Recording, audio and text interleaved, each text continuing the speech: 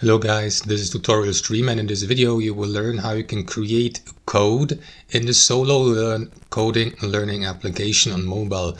So let us begin. Alright, so in the first step, let me launch SoloLearn on my Android phone. Make sure that you're logged in with your account. And next guys, what you need to do is tap into Create here at the bottom. And from that menu, tap into that plus green button in the bottom right corner to start creating your first code. Now you can choose from any of these languages. I don't know, you can go with Java or Web or C++, PHP, Python, C, and so on. So I will go with C++. Now I have no idea how coding works in practice, guys, so please don't expect any good examples here. So here you simply tap into the given line where you would like to enter your first coding command.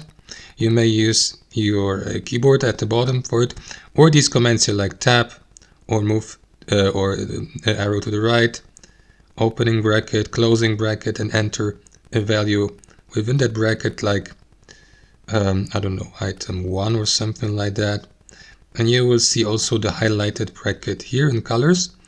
Then tap into the next field here, or if you'd like to skip to the next line, you may do that by tapping into that enter or arrow to the left button at the bottom on your keyboard and enter the next command.